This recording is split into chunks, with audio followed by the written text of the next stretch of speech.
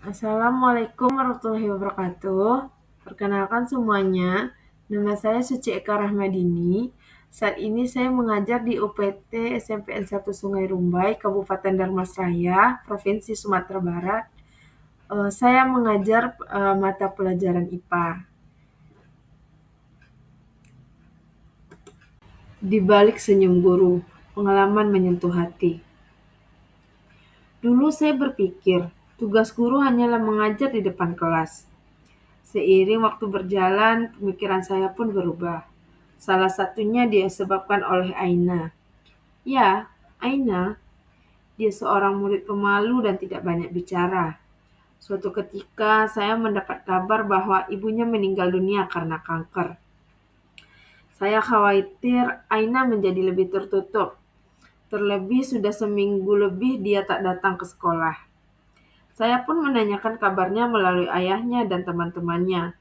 Hal ini dikarenakan setiap saya menghubungi Aina tidak ada tanggapan. 2 minggu kemudian Aina pun datang ke sekolah. Tatapan Aina terlihat nanar. Wajahnya pucat dan hanya diam membisu. Saya pun melakukan pendekatan terhadap Aina. Saya sering mengajaknya bercerita. Terkadang saya menjadi sosok ibu, kakak, dan teman baginya. Pada saat pembelajaran di kelas pun, saya berusaha agar Aina berbaur dengan temannya dengan cara melibatkan Aina dalam diskusi kelompok, mengajak teman-teman sekelasnya untuk selalu mengajak Aina pergi jajan ke kantin, bermain dan membuat tugas bersama. Alhamdulillah beberapa bulan kemudian Aina pun mulai terlihat ceria dan percaya diri dan berbaur dengan teman-temannya. Singkat cerita, Aina pun naik kelas. Ketika hari guru, Aina memberikan saya sebuah hadiah. Sebuah hadiah buku catatan kecil. Saya membuka buku tersebut, ternyata ada catatan kecil dan gambar. Saya membaca buku tersebut dan tanpa saya sadari mata saya mulai berkaca-kaca. Saya merasa terharu. Saya merasa terharu karena tulisan dan gambar yang Aina buat untuk saya. Ternyata pendekatan dan bimbingan yang selama ini saya lakukan kepadanya membuahkan hasil. Dalam proyek P5, gambar yang dibuat Aina untuk tugas P5-nya termasuk salah satu gambar terbaik dan menarik. Selain itu, saya merasa bangga menjadi seorang guru karena Aina dan murid lainnya memiliki cita-cita menjadi seorang guru seperti saya. Bangga menjadi seorang guru merdeka mengajar. Menjadi seorang guru bukan hanya tentang profesi, tapi juga mengajar dan mendidik murid sesuai kodrat alam dan kodrat zaman, seperti pemikiran Ki Hajar Dewantara. Di dalam pembelajaran, saya mengajak murid saya belajar di dalam kelas ataupun di luar kelas, ataupun di laboratorium IPA, menggunakan berbagai media.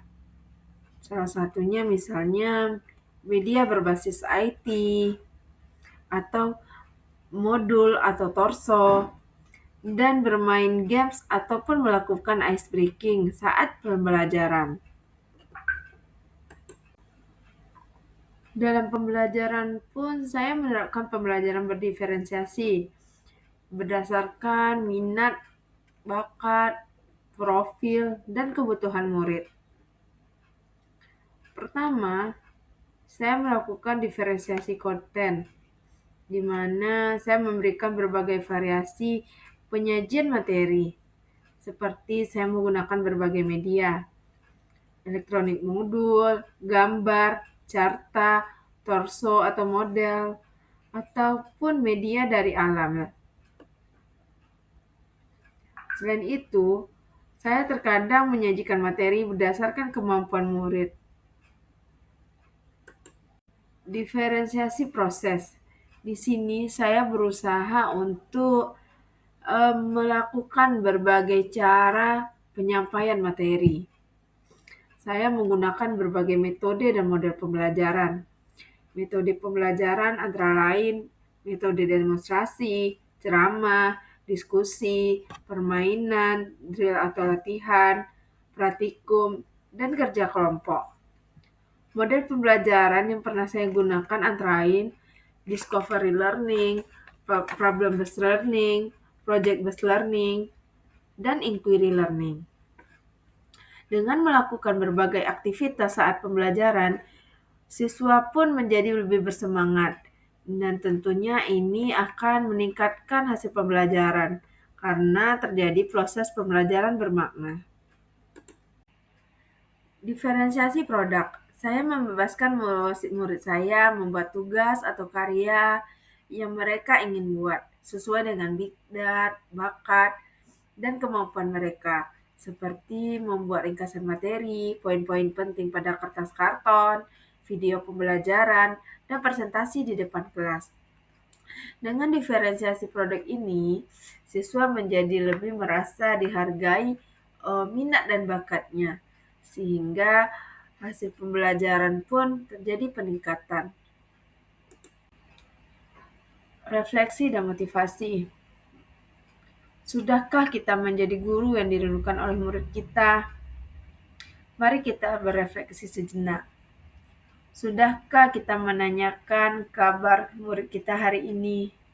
Sudahkah kita bertanya hal apa yang sudah dia lewati atau yang sudah dia lalui?